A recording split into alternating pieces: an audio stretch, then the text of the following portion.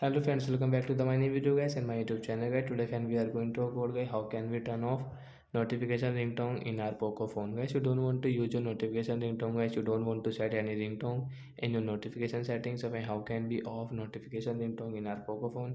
Today I will show you in this video guys. So before starting video fan, first of all go and subscribe the channel guys. Click the bell icon and like my video.